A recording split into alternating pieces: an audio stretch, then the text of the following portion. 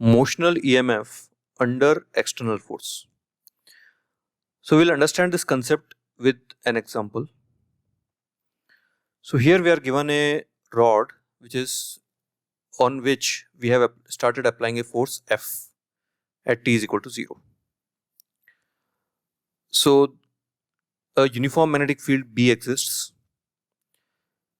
inside the plane, and the rod has mass m and length L.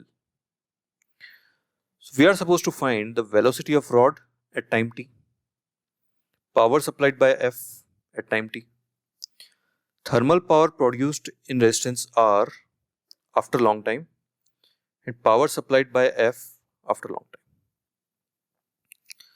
So let's say this rod has started moving. So a current I is flowing. So by Lenz's law, you can see that the current will be counterclockwise. The flux is increasing in the loop, so current will flow so that the field will be opposite of that of B. So counterclockwise. Now if the current I is flowing in this rod, we know that the rod will experience a force BIL. It will be towards left. So again you can see it from right hand thumb rule. L cross B. So L cross B will be towards left. So now let's start from this force towards right and BIL towards left. So EMF induced is BVL across this rod. So the current through the loop is BVL by R. Now acceleration of this rod, which is dV by dt, is equal to F minus BIL upon M. I'll put from here, BVL by R, I will get dV upon FR minus B square L square V is equal to dt, I'll take there, dt by MR. So this is the term of V on the left side and this is time on the right side. This is how we are going to calculate V as a function of time that we need to find. So let's integrate this. So we'll put the limits because starting from rest, limits of V will be 0 to V and time will be 0 to t. So we integrate it and the result we'll get is V is equal to this quantity.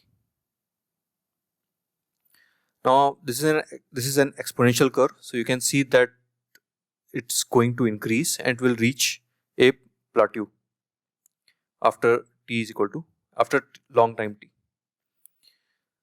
So it will start at t is equal to 0, V is equal to 0, and t is equal to infinity, V is equal to FR by B square L square. So if I just plot it here, velocity versus time graph will look like this.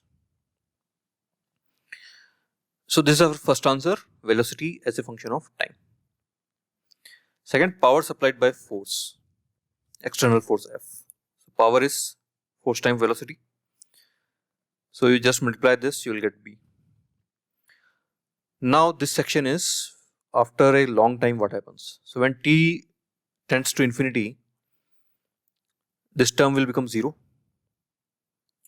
So velocity will be Fr by B square L square. So we can call it a terminal speed. So it will occur here. So whatever the speed is this, it is terminal speed. At that time, current anytime is BVL by R.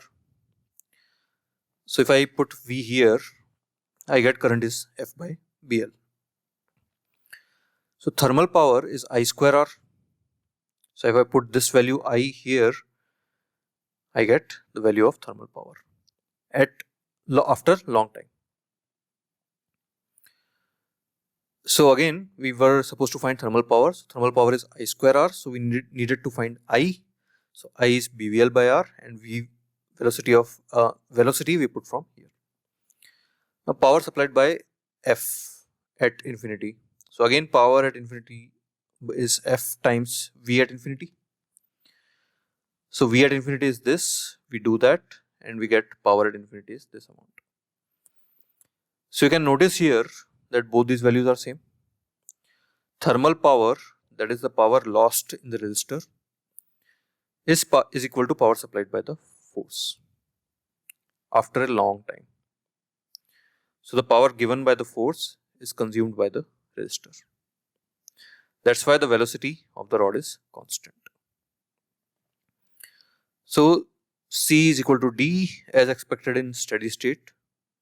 Power supplied by F is completely transformed into thermal power. So that's it. That's about this example.